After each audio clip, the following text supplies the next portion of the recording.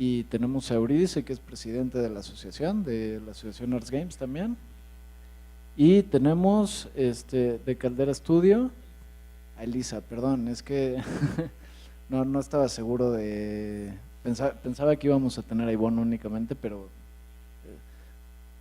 por eso no nos habíamos conocido. Pero bueno, la cuestión es, para quienes no estén familiarizados con el tema de la nueva brecha digital, la nueva brecha digital, Me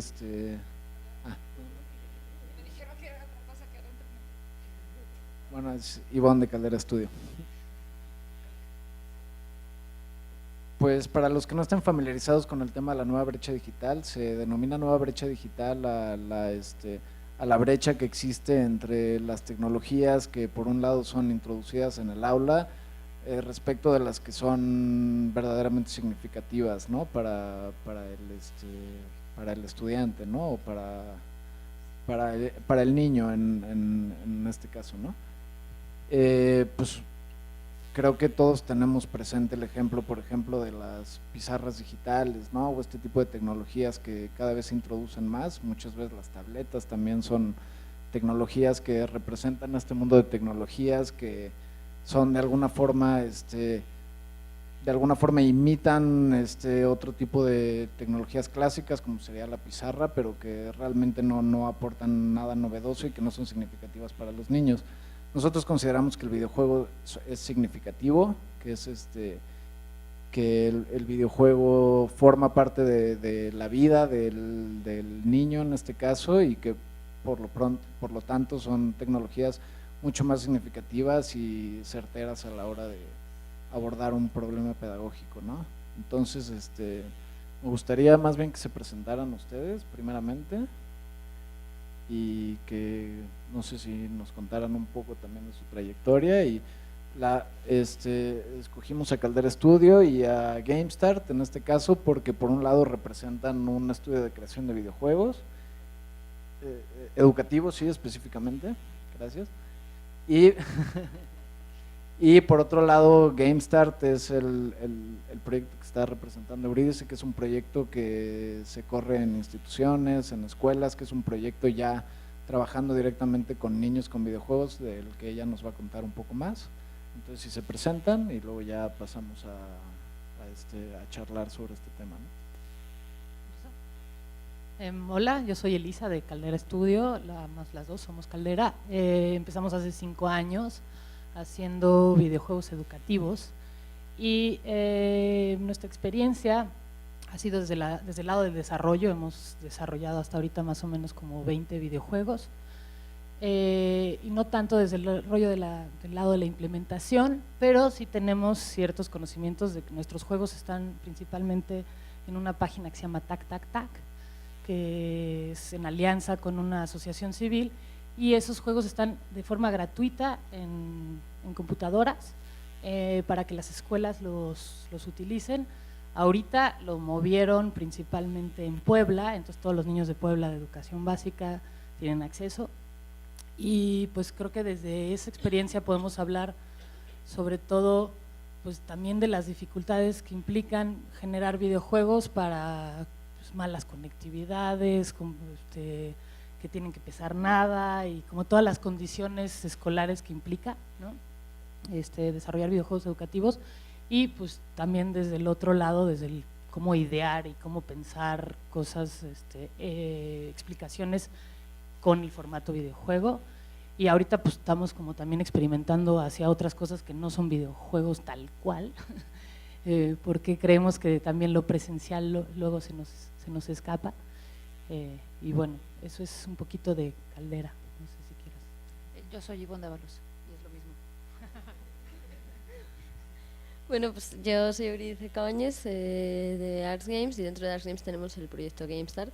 Pero antes de contaros de qué va un poco el proyecto GameStart, solo me gustaría decir que Caldera me parece un muy buen ejemplo de empresa que crea videojuegos educativos, porque normalmente le tengo muchísima manía a los videojuegos educativos, porque básicamente son deberes interactivos y una forma como de engañar al estudiante que tampoco le engaña, y por eso llegamos un poco a la segunda brecha digital, porque el estudiante se da cuenta de que eso apesta a deberes, a tareas y no lo quiere, pero creo que Caldera ha hecho un muy buen esfuerzo en hacer algo que de verdad sea divertido y merezca la pena. Entonces solo agradecerles, porque para mí son un gran referente en este ámbito. Y bueno, el proyecto GameStar surge en 2010 en Madrid con las ayudas a la creación. Entonces empieza como con una subvención y empieza siendo todo un curso académico. Y es un proyecto donde creemos, o digamos que lo novedoso que introduce, es que mezcla toda la educación tecnológica en alfabetización digital crítica con las pedagogías libres.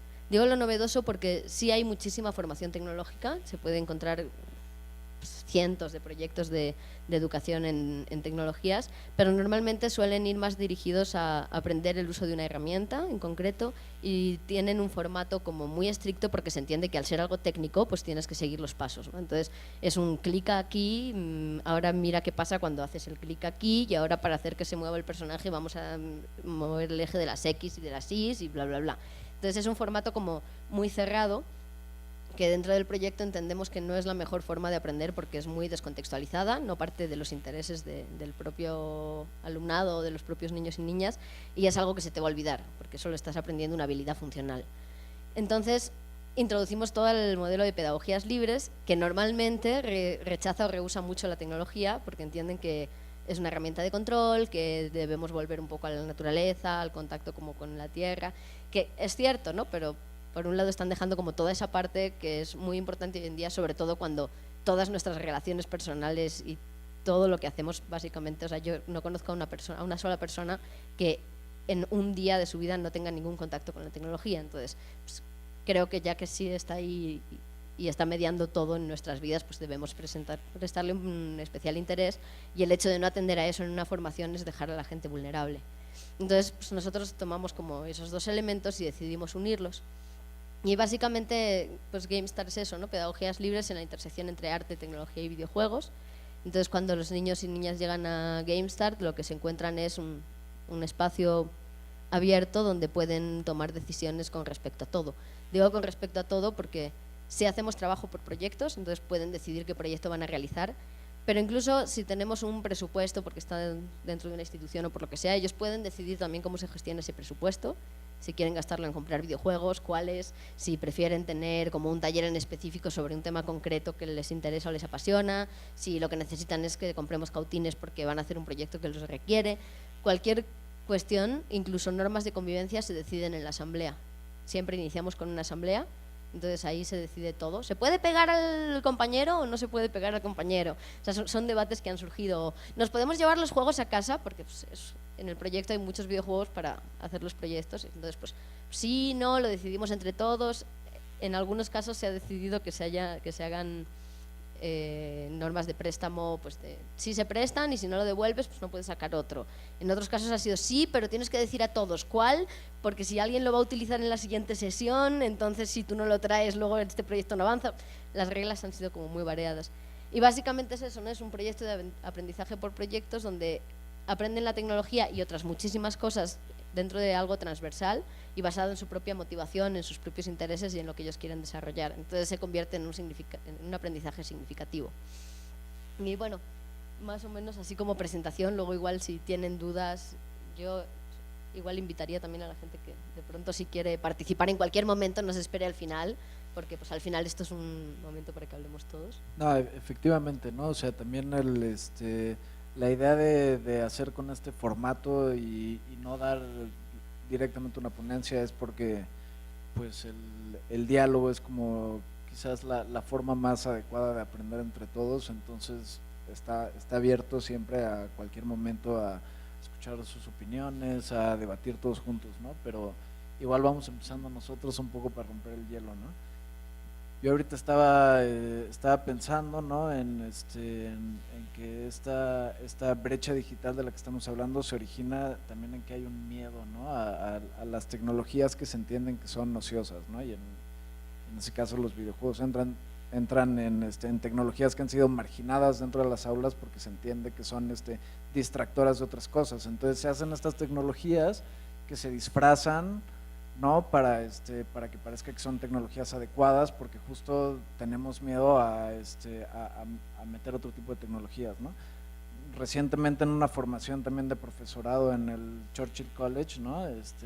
Recuerdo que todos los profesores decían, oye, no, pero videojuegos en las aulas, no, ¿qué es eso? O sea, pues se van a distraer, no están aprendiendo los contenidos que tenemos que hablar en clase, ¿no? Ese tipo de cosas, ¿no? Entonces yo creo que la primera pregunta sobre la que me gustaría como abrir este debate es, ¿sí tienen cabida los videojuegos en las aulas?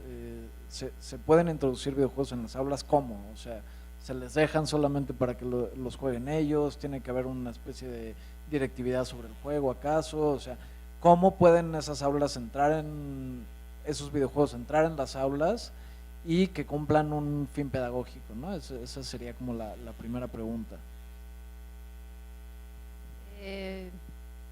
Yo creo que, o sea, sí tienen cabida. Yo creo que el problema es que el maestro le dé cabida y que el maestro sepa utilizarlos, ¿no? Porque creo que hay muchos recursos y hay muchos contenidos, ¿no? Y existe, por ejemplo, ahorita las escuelas públicas tan siquiera, los chamacos pues no tienen internet en el salón, no tienen acceso ni a tabletas, ni a computadoras, ni a celulares, más que el aula de cómputo, ¿no? Y entonces, incluso con el proyecto con el que estamos trabajando, TAC, lo que sucede es que llevan a los chamacos al aula de cómputo, es 1 hora a la semana y jueguen, ¿no? Y está todo bien, porque tan siquiera está ahí como muchos juegos, todos educativos, se divierten y van repasando temas, matemáticas, español, sociales, historia, lo que sea, ¿no? Pero creo que el punto importante es cuando el maestro logra tomar ese recurso, hacerlo suyo, y hay muchos formatos, ¿no? Increíble si lo pudiera hacer suyo y él modificarlo y darlo conforme a su clase, ¿no? Pero si tienes un maestro de matemáticas, si estás dando lo que sea de matemáticas, entender cuáles son los recursos que te están sirviendo a ti, que esos sean los recursos que estás utilizando con tus chamacos para que funcione de verdad y que no es nada más jugar abiertamente, ¿no? O sea, tener como una relación directa del recurso usado con el maestro, ¿no? Por lo menos desde nuestra experiencia creo que hay 2 cosas. Una, el mundo, otro es el mundo real, ¿no? Entonces, en el mundo real, por lo menos aquí en México, está lo que cuenta Ivonne de las aulas de medio, no sé si sepan, pero regalaron tabletas a los de 5º de primaria, etcétera, etcétera, no sirven. Ya las vendieron todas. Sí, ya las vendieron, el papá la usa para, para echarse unas chelas, etcétera, etcétera. Pero más allá del tema de infraestructura, hay un tema, creo, con los videojuegos que tiene que ver con lo lúdico, que seguramente nos puede ayudar Eurídice, que se supone que jugar es libre, ¿no? Cuando algo hace juego, ¿no? Si la rodilla hace juego es porque no está fija y no está dura, y entonces como que permite pues tener juego. Entonces hay una especie de contradicción de llevar al mundo escolar una cosa que es obligar a jugar, ¿no? Entonces, obligar a jugar puede tener sus formas. Si el maestro realmente lo adquiere y es suyo, pues jugar se vuelve parte de la dinámica del aula y funciona. Si está como sobrepuesto y es como, órales, entonces ahí va justo lo que mencionabas, que es el edutainment, ¿no? Que está separada la educación del entretenimiento, y entonces vas en un videojuego que está súper divertido y de repente, ¡pum!, te aparece un cuestionario horroroso de enlace con una opción múltiple y luego otra vez vuelves a jugar así increíble y otra vez, ¿no? Entonces, cuando eso está muy dividido, pues se siente forzado y creo que ahí no hay cabida, ¿no? Hay otro aspecto que es en un mundo ideal, que creo que pasa en otros países,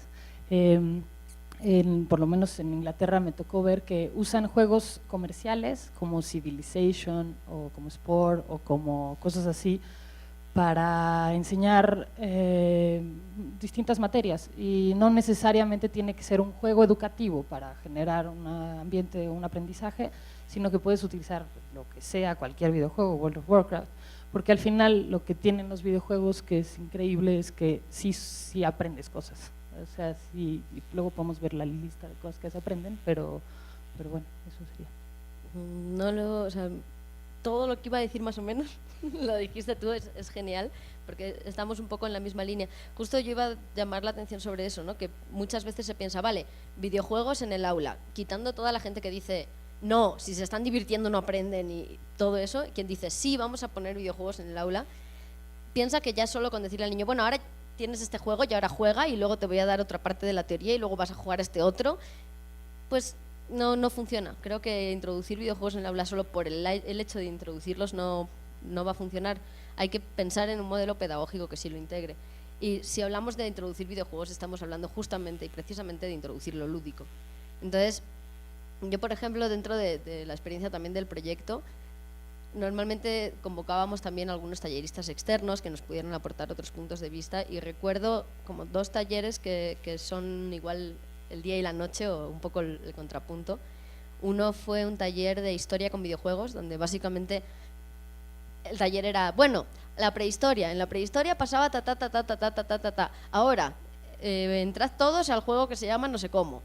Vale, ¿qué habéis visto en ese juego?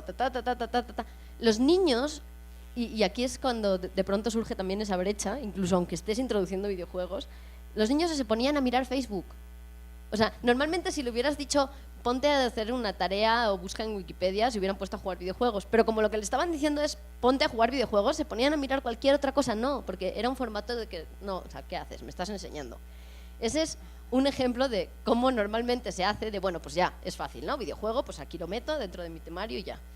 Pero por otro lado tenemos el hecho de convertir la experiencia de aprendizaje en una experiencia lúdica que puede integrar videojuegos. En ese me gustaría, creo que uno de los más bonitos o de los que mejor funcionaron en un tiempo muy breve, era uno en el que abordábamos la censura y la libertad de prensa. Y lo que hicimos fue jugar el juego Papers, Please, no sé si lo conocen. Para quien no lo conozca, eres un funcionario de aduanas que trabaja en una aduana en Astorska que acaba de abrir sus fronteras. Entonces a los niños les dijimos, bueno, estamos en Astorska, este es nuestro mundo, entonces hay un grupo que son los trabajadores, que eran los que estaban efectivamente jugando el videojuego, eran los trabajadores en la aduana. Otro grupo que son los periodistas, que tienen que sacarle la información a los que trabajan en la aduana para ver qué está pasando, cómo se percibe la apertura, pues cualquier cosa, y publicar información para el mundo. Y los policías, cuyo cometido era impedir que se hablase mal del país. O sea, no, este es nuestro país, es glorioso, no puede salir nada malo en prensa. Los niños decidían en qué grupo estaban. Y aparte del juego, tenían unas tarjetas, como si fuera juego de rol, donde, por ejemplo, el policía podía secuestrar la publicación y durante 1 minuto tenía acceso a las entradas en el blog y podía ahí hacer todo el desmadre. O podían, pues, o sea, había distintas tarjetas. Entonces solo fue como plantear el escenario ya muy lúdico y ya ponerlos ahí. Cuando terminamos, tuvimos una asamblea del final, fue todo un caos, pero fue maravilloso. Entonces en la asamblea del final básicamente los niños empezaron a decir, no, es que la policía hizo trampas porque me quitó mis tarjetas y cuando yo iba a darle a publicar me quitó el brazo y me tiró y hubo brutalidad y bla, bla, bla. Todos así como súper metidos de la policía ha sido horrible, y los policías en su defensa diciendo, no, pero a nosotros se nos dijo que teníamos que impedir que se publicara nada en contra del país y estos iban a publicar, fíjate que no sé qué. Y todos estaban de pronto así discutiendo un montón y al final fue de, bueno, ¿y los trabajadores? Y entonces los trabajadores dijeron, pues no nos enteramos de nada. ¿No? Entonces, a partir de esa situación hicimos todo el análisis de la situación actual. Ese es un ejemplo que para mí es muy bueno de, sí, introdujimos un juego, pero hay que hacer todo un ejercicio más allá, hay que hacer todo un ejercicio pedagógico de decir, vale, es que voy a introducir una herramienta nueva, pero no puedo introducirla en un sistema viejo. Entonces, y puede ser de esta forma, puede ser de 10.000 formas distintas, es decir, cada uno puede adaptarlo, pero no pensemos que si vamos a estar en el mismo sistema pedagógico va a funcionar, porque vamos a seguir en lo mismo. Y es que creo que ahí justo no solamente es como la plática del videojuego, si entra o no entra, o afuera funciona porque afuera también se educa o adentro solo se educa, sino que estás cambiando todo un formato. O sea, la discusión es el formato educativo, ¿no? Y dependiendo si lo tienes por afuera es mucho más fácil, ¿no? Pero si estás en escuelas públicas donde tienen un plan de estudios que está cerrado, ¿no? Es muy difícil. Entonces, ¿cómo hacerle para yo poder abrir un espacio y decir, ok, voy a dar 1 hora al día para que se haga un juego, ya no solamente un videojuego, sino es un sistema, ¿no? otro tipo de aprendizaje, pero es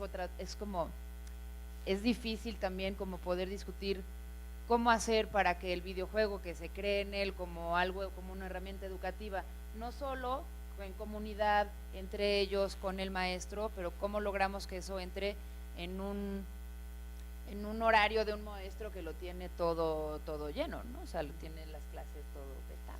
Pues ahí hay que jugarle. O sea, si hay experiencias dentro de las aulas, incluso, bueno, iban a venir del Maguen David, del proyecto de cultura digital, que ahí lo están haciendo de una forma muy interesante, pero también es educación privada, entonces es otra cosa. Pero dentro de la educación pública yo sí conozco también ejemplos que normalmente son ejemplos de personas aisladas, o sea, no a nivel global, pero sí lo están haciendo, implementando un poco así, por el interés de pronto un profesor que dice, no, es que yo sé que van a aprender todo esto. Vamos de abajo para arriba. Pero vamos, y de pronto ese profesor, en concreto había un instituto en Madrid donde a un profesor le dijeron unos niños que querían hacer la habitación de Fermat. Es una peli, pues querían hacer la habitación en físico y en videojuego y no sé qué. Entonces el profesor habló con los de tecnología, él era de matemáticas, habló con los de física y al final como que convenció a varias asignaturas e incluso estaba siendo un proyecto transversal que simplemente por la motivación de alguien que se trata de llegarle a otro. O sea, se puede hacer, hay que jugarle, en muchos centros te van a poner problemas, pero se puede y al final pues hay que jugarle. Parece, ¿no?, que mayoritariamente los programas educativos plantean ya las conclusiones a los alumnos y les enseñan cómo se llegaron a esas conclusiones, ¿no? Pero creo que el ejemplo que se está comentando ahorita de GameStart es también paradigmático en hacer que los niños lleguen a las conclusiones, porque cuando tú les planteaste el juego de, pues tú vas a ser policía, tú vas a ser trabajador, tal, no le dijiste para qué, ¿no? Ni le dijiste qué tenía que concluir. Ellos llegaron a conclusiones y al final de cuentas esas conclusiones adquiridas por ellos, pues es lo que llamamos conocimiento significativo, ¿no? Porque es un conocimiento que ya no se va a olvidar, porque es un conocimiento al que se llegó por medio de un proceso del que fuiste partícipe todo el tiempo, ¿no? Y que iba guiado por tu propia curiosidad, por cómo estabas entendiendo, ¿no? Creo que los videojuegos en general siempre hacen eso, ¿no? O sea, los videojuegos, queramos o no, están educando a la gente, y creo que también por eso hay un interés industrial y político importantísimo por generar videojuegos, ¿no? Yo se lo contaba también el otro día a un profesor de historia, ¿no? Que decía, no, pues ¿cómo me puede enseñar algo el Call of Duty, ¿no? Por ejemplo, para los niños. Le digo, pues es que la mayoría de los niños hoy en día cuando cumplen 18 años ya tienen más habilidades militares que las que tenían hace años, ¿no? Y eso para reclutar, por ejemplo, pues es buenísimo, porque ya estás educando a la gente, ¿no? Entonces los videojuegos ya están educando a la gente, están educando además de una forma muy natural, sin que la gente se dé cuenta, ¿no? Entonces, yo estoy poniendo un ejemplo de una intención de educar con el juego, pues oscura, ¿no? Pero hay formas, ¿no? De que eso en buenas manos se pueda servir para construir cosas importantes, ¿no? Quizás por eso es importante también jugar con los niños, ¿no? Ahora, una duda que me surge ahora es, bueno, yo creo que para mí la tengo clara, ¿no? Pero que veo que ha salido mucho con profesores con los que hemos hablado en formaciones, o que ha salido en GameStart, es por qué es importante educar con juego, ¿no? O sea, muchos profesores te dicen, no, pues es que, o sea, igual la educación de los niños es como algo serio y tal, y de alguna forma es como que no ven la necesidad en el juego como herramienta de aprendizaje, porque parece que es algo más superfluo, ¿no? Y prefieren impartir la materia, ¿no? Y cuando digo por qué es importante educar con juego, no me estoy preguntando solamente con videojuegos, sino con juego tradicional. Creo que se ha enseñado con juego toda la vida, ¿no? Y sí, sería, yo creo, interesante escuchar su opinión como pedagogos, ¿no? ¿Por qué es importante educar con juego, ¿no? A diferencia de otras formas de educar. Bueno, de lo que yo sé, en términos, porque no soy pedagoga de formación, es que no es lo que está haciendo ahora, por ejemplo, la reforma educativa aquí en México y casi en todo el mundo, es que están tratando de quitar la metáfora de adquisición, ¿no? Entonces, el chiste es que el conocimiento no va de una cabeza a otra como si fuera un producto y entonces tú lo adquieres, así como, sino que tú te generas este aprendizaje y entonces generas competencias, habilidades. Entonces, lo que importa no es lo que aprendes como contenido, sino lo que aprendes a hacer, ¿no? A analizar, a ser crítico, a ser… Pero esto es choro, porque los maestros ahora van y dicen, ok, tengo que aprender por competencias, tengo que enseñar por habilidades, pero no, o sea, ¿cómo le hago si no hay contenido? ¿No? Es así como una especie de metáfora que nunca se puede quitar porque estamos pensando de forma dual, ¿no? Contenido, con forma contra contenido, ¿no? Entonces, esta nueva tendencia de aprender habilidades no tiene nada de nueva. A finales del 18 y principios del 19 en toda Europa estaban la llamada escuela nueva, en donde estuvieron los Montessori, Froebel, Dewey, que justamente Eurídice nos puede platicar, y pues todos ellos ya estaban muy conscientes de que pues, el aprendizaje tenía que nacer del interés del niño y que además era un asunto democrático en donde todos tenían que discutir cuáles eran sus intereses, aprender por proyectos y todo esto que ahora suena aquí como de órale, es nuevo, pues de nuevo no tiene nada porque tiene 100 años. Entonces aquí yo creo que la pregunta es, o sea, sí es importante aprender con juego porque así aprendemos, o sea, creo que no hay como mucho por donde, los animales aprenden jugando también, pero lo interesante en nosotros es que aprendemos los juegos, que podemos llegar a aprender también son metafóricos o simbólicos y hay como otro nivel ahí de juego, ¿no? Lo que pasó con lo que describías de Papers, Please es que el juego te permite simular cosas de la realidad y en esa simulación pues aprendes cosas tan sencillas como la convivencia, ¿no? Dicen que solo puedes confiar en alguien con el que has jugado, ¿no?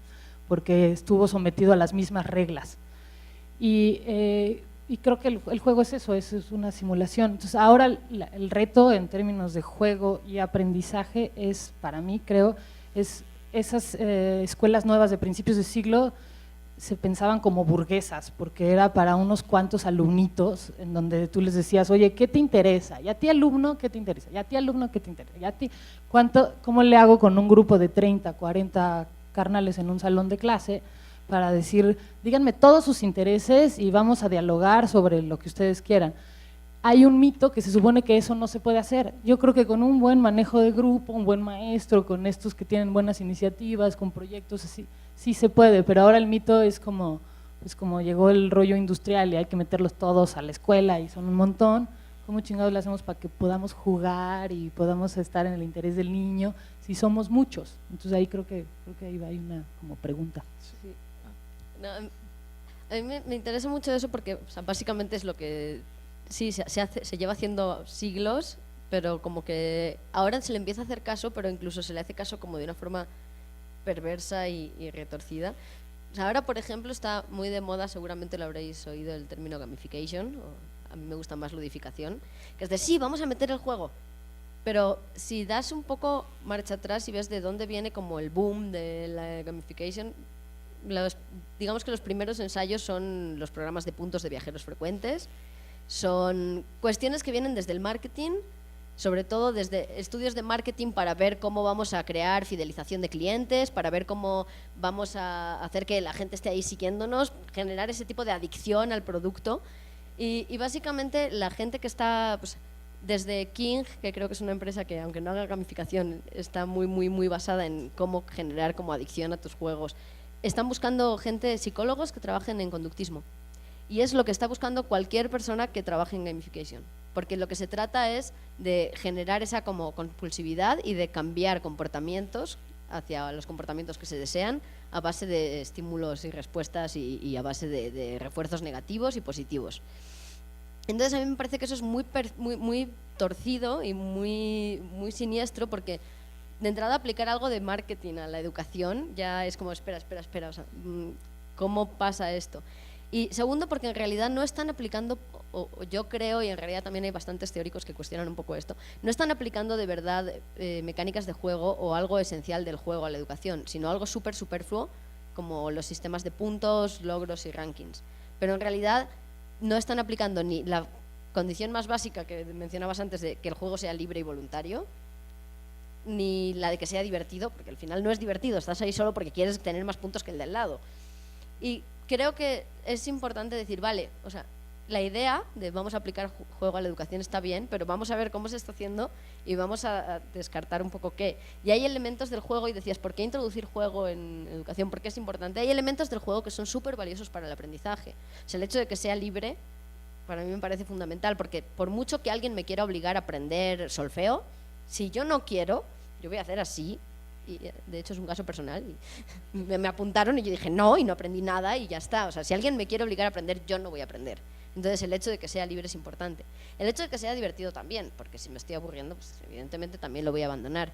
Pero incluso hay cuestiones muy importantes como la curva de aprendizaje dentro de los juegos. Yo creo que un buen diseñador de juegos es un buen diseñador de aprendizaje, aunque el aprendizaje que esté diseñando solo sea cómo aprender a jugar tu juego, pero ya está diseñando unas curvas de aprendizaje y tiene un conocimiento acerca de cómo estar dosificando de alguna forma la información para que ni sea aburrido porque es demasiado fácil, ni sea frustrante y lo abandones porque es demasiado difícil.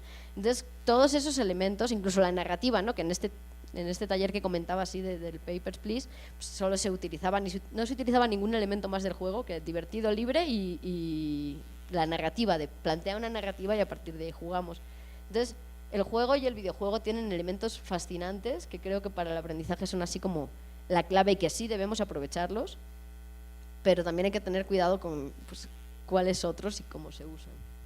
Creo que en ese mismo ejemplo del gamification, que sí tienes toda la razón, a mí gamification me ha costado un trabajo pero tremendo, hasta que estuve como en una entrevista solo hablando de gamification y decía, ¿por qué me meto yo en esto si me caga? ¿No? Es como, pero entiendo que dependiendo cómo lo uses, porque empieza gamification en las empresas, ¿no? Y dicen, vamos a hacer que trabaje 10 horas más y se entretenga con puntos.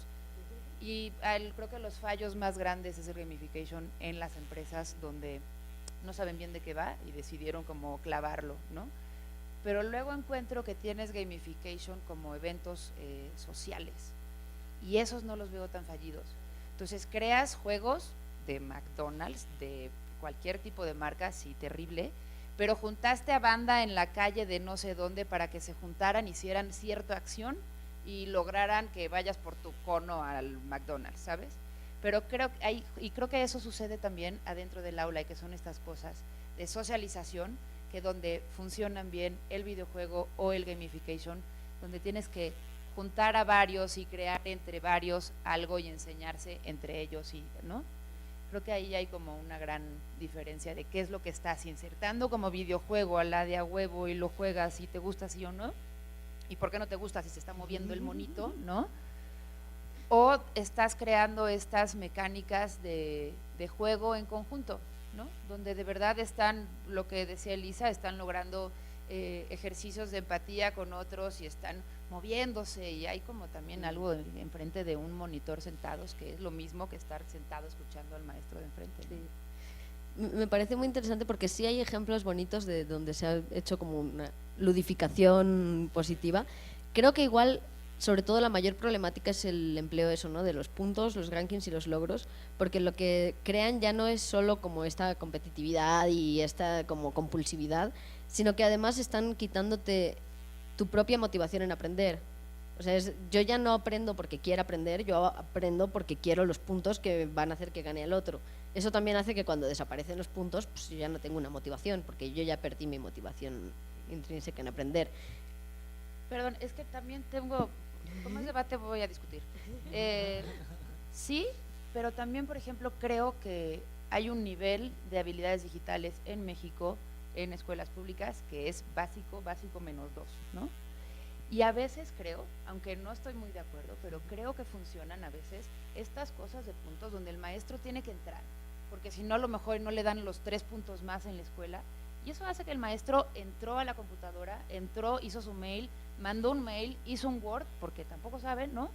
Y tuvo que hacer a base de fuerza este tipo de entrenamiento que no estoy de acuerdo y no los haría y no los jugaría, pero creo que son discutibles. O sea, creo que hay una parte donde hace que entren a la tecnología, ¿no? Un poquito llevados de la mano, pero… Sí, o sea, evidentemente es efectivo, es rápido y es fácil. Y en casos en los que, pues por las circunstancias que sean, tienes muy poco tiempo, no estás teniendo ningún tipo de resultado, lo que sea, incluso con el profesor todavía, no me acaba de gustar, pero con los niños sí yo nunca utilizaría como el caramelito de si lo hiciste bien, porque al final tienes o personas como yo súper adictas al refuerzo positivo de por favor dime que lo hizo bien y si no me lo dices yo no me lo creo, o personas que dicen no, pues es que paso porque nunca me gané un caramelito y no me lo voy a ganar ahora, y al final solo tiene la importancia si te lo ganas o no, no lo que hiciste. Entonces enseñar desde pequeñitos a que el mundo funciona así pues es un poco triste. Creo que nos estamos acercando también a la primera cuestión del debate, ¿no? Que es cómo utilizar lo que el niño tiene, lo que el niño disfruta para hacer que el aprendizaje sea significativo para él, ¿no? Y en ese sentido, a mí me ha pasado, en las aulas, ¿no? Cuando tú pones a alguien a jugar algo y los niños automáticamente lo convierten en algo competitivo, ¿no? O automáticamente lo llevan al terreno de juego en el que ellos saben jugar, ¿no? Entonces ahí llega un momento en el que dices, ¿de qué forma puedo quitarles eso? O puedo, creo que por ahí va un poco también lo que estabas diciendo, ¿no? ¿De qué forma puedo también como aprovechar eso, ¿no?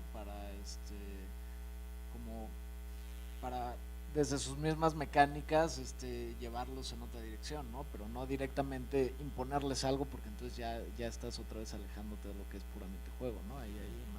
Que ahí creo que hay una creencia como casi de cada quien, ¿no? Personal, es decir, si los humanos somos competitivos, así ya somos, o sea, ya no hay más, o hay que quitar o hay que desestimular eso para no generar individualidades, ¿no? Y creo que ahí pues se puede dividir en dos formas de ver el mundo, porque creo que en los videojuegos por lo menos lo que sí generas es que hay un aprendizaje de manejar recursos. Entonces sí aprendes a decir, a ver, si junto 3 para acá y 2 para allá, voy a avanzar más que el de al lado.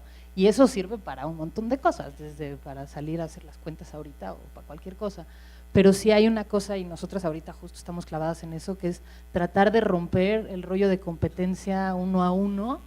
Y bueno, ¿y qué pasa si competimos la mitad y la mitad? Por lo menos 20 contra 20. O sea, si ya vamos a competir, pues tratar de hacerlo colectivo, porque no sé qué opinen, pero a lo mejor sí somos competitivos. Bueno, justo lo que estás diciendo ahorita es como de introducción a lo que yo iba a decir totalmente, ¿no?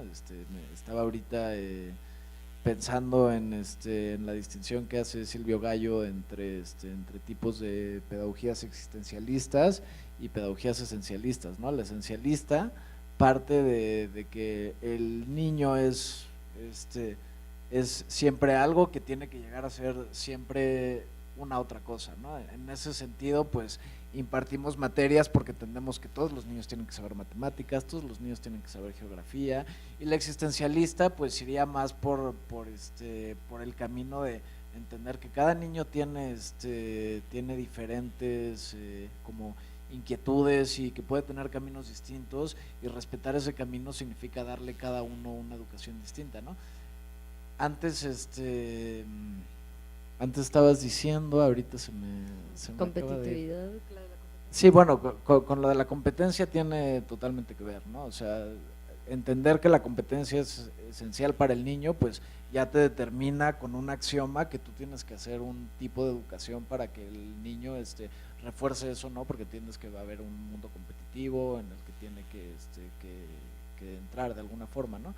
Entonces ahí creo que remitiendo un poco más atrás el debate, hay que primero como posicionarnos, forzosamente te tienes que posicionar en si vas a practicar un tipo de pedagogía u otra, ¿no?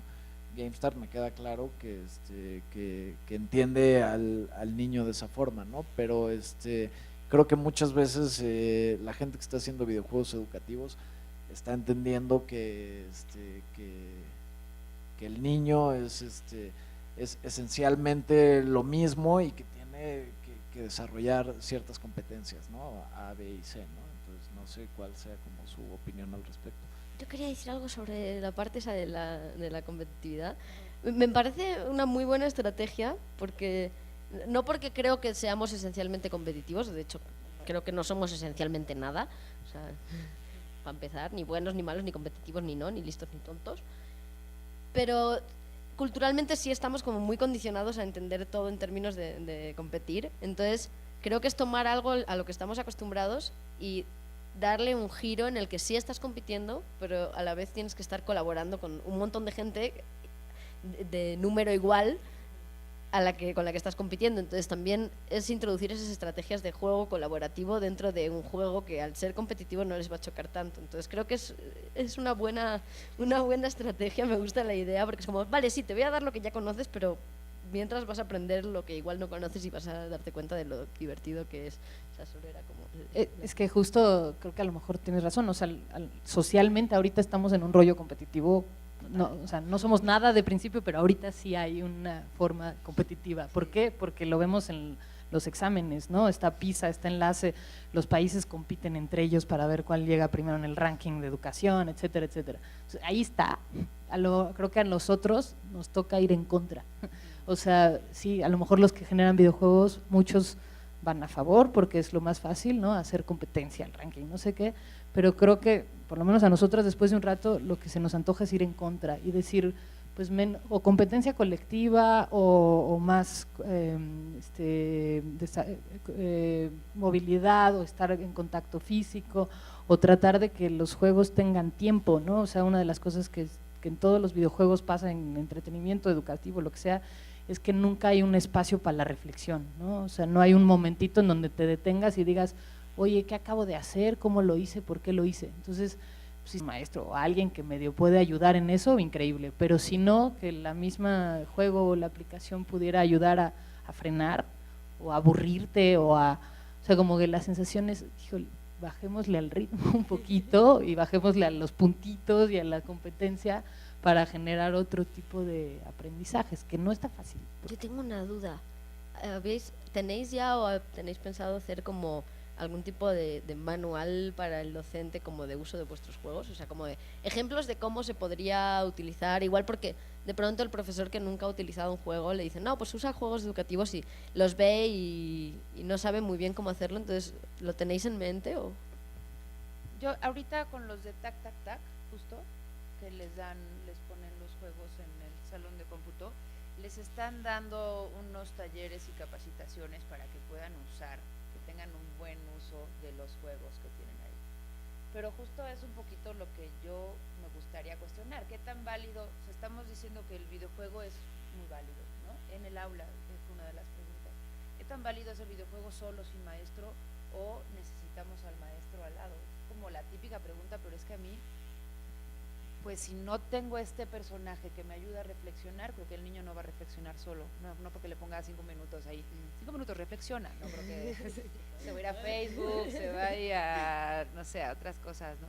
Entonces, ¿qué hacemos, no? O sea, porque entonces no es nada más hacer un videojuego per se, sino que tengo que hacer toda una estrategia, lo que estabas mencionando, ¿no? Tengo que hacer una estrategia de un videojuego con una mecánica de movimiento, con agarrar a todos los alumnos y con agarrar al maestro y decir que el maestro esté reflexionando con los chamacos, ¿no? Pero sí, de tu pregunta, sí, Tac Tac Tac lo está haciendo ahorita. Nosotras tenemos un proyecto en manos que tiene toda una sección que está enfocada con el maestro y tiene que haber una implementación con él y tiene que haber como un tipo de taller, capacitación, seguro. Parece también, ¿no?, que hay como un interés en los videojuegos con los que podemos enganchar a los niños y olvidarnos de ellos un poco también, ¿no? Entonces, en ese sentido creo que es importante también tener una estrategia que incluya a los maestros, pero también a los padres, ¿no? O sea, pienso que es que, como decía antes, ¿no?, si los videojuegos en cualquier caso están educando a los niños, creo que es importante que los padres también jueguen con ellos, ¿no? Entonces hay que crear una cultura en la que el juego lo estén entendiendo también los adultos, ¿no? Para jugar en conjunto, ¿no? O sea, yo creo que el videojuego no solo es una herramienta de aprendizaje, o no solo debería ser visto como una herramienta de aprendizaje, sino también como objeto de estudio en sí mismo. Es decir, o sea, estamos jugando videojuegos todo el rato y muchas veces de forma como súper inconsciente ya se nos están metiendo unas ideas acá brutales, ¿no? O sea, de pronto jugando Battlefield, no, pues ¿quién es el enemigo ahí? No, pues todos son terroristas. ¿Y dónde estás? En otro país. Y no hay personas así como que no sean terroristas. No, todos son terroristas. ¿Y quién dice que otro es terrorista? O sea, simplemente son cuestiones que de pronto estás jugando y no te planteas. Entonces es eso, ¿no? Los juegos ya nos están educando. Entonces creo que analizar también qué está pasando ahí y utilizar no solo los juegos educativos que son súper valiosos y súper interesantes, sino los juegos a los que los niños ya están jugando y decir, bueno, ¿qué está pasando ahí? ¿No? O sea, ¿te has parado a pensar qué pasa ahí? ¿Qué historia te está contando? ¿Qué haces? ¿Quién eres? ¿Cuál es tu motivación? Y de pronto decirle, pues eres un soldado y a veces tienes que ir al baño o tienes familia o crees que los soldados de verdad son así como alguien que solo pega. Hacerles reflexionar con eso. Incluso hay juegos que no necesariamente son educativos, pero que también tienen una línea muy interesante en eso. Y ahora pensaba, por ejemplo, en Unman de Molindustria, donde eres un piloto de drones que de pronto tiene pesadillas, que se tiene que afeitar, que le llama a su mujer porque su hijo se enfermó, le echaron de la escuela, ¿no? Y que de pronto está tratando el mismo tema de cientos y miles de juegos, que es la guerra, pero te le está dando la vuelta totalmente de decir, pues es que los soldados son personas, ¿no? Que es algo que normalmente no nos muestran. Entonces creo que también es muy importante no solo pensar en la herramienta, sino pensar en que es lo que viven día a día, ya no los niños, todos, ¿no? O sea, todos aquí nos pasamos igual unas cuantas horas jugando al día. Entonces, pues, introducirlo como objeto de estudio y que también sean conscientes de esos niños y adultos y ver qué pasa un poco con eso, pues, me parece súper importante. Y hablando de eso, justo cuando uno desarrolla, también lo tienes metido, entonces es muy difícil, de repente dices, ay, estoy copiando la mecánica de un juego comercial para enseñar algo educativo, en donde además no solo estoy copiando la mecánica, sino estoy copiando estereotipos, tipos de género, forma, o sea, como que al final como que nos damos cuenta que hay muchos estereotipos en los videojuegos que se repiten tanto que dices, ¿por qué no se les da la vuelta? ¿O por qué no hay más géneros? ¿O por qué no hay más géneros híbridos? ¿O por qué no hay más...? Y algo pasa que como gamers como que se multiplica y te copias al de al lado y al de al lado y vuelves a repetir lo mismo. Y a nosotros nos ha pasado que como tienes un reto distinto, que es enseñar cualquier cosa, las bacterias, pues te tienes que inventar una mecánica nueva y entonces ahí ya le estás rompiendo y ahí le tienes que pensar un poquito más. Entonces creo que está bueno como ejercicio para los que hacen desarrollo pensar en hacer el ejercicio de un juego educativo solo por ver qué es lo que pasa cuando tienes que inventar una mecánica distinta que no es copiar cualquier otro videojuego, ¿no? O simplemente eso, ¿no? Decir, ¿qué tema jamás se ha tratado en videojuegos? Porque hay 10.000 millones de temas que no son presentes, porque nos centramos sobre todo en 4 o 5 y ya. O qué tema se ha tratado, pero siempre de una misma forma y tiene otra perspectiva, ¿no? Como igual el caso de este videojuego de guerra. Creo que sí es un ejercicio necesario, sobre todo aquí que hay mucha gente que quiere o ya hace videojuegos, pues que por favor, hay un campo tan amplio, o sea, hay tantas posibilidades que yo ya me aburren los juegos que son la copia de la copia de la copia. Entonces, ya solo como usuaria, ya lo de la educación ya hasta me da igual, por favor, juegos diferentes. Me están diciendo ahorita que hace 3 minutos nos quedaban 10. No, entonces yo sí tenía previsto como preguntarles antes este tipo de pedagogías que implementan juego con tecnologías, qué impacto están teniendo como actualmente en México, pero casi me gustaría darle prioridad como a saber si hay alguna pregunta, algo, y si no pasamos a eso, si queda algún ratito pasamos a eso, pero respecto de lo que es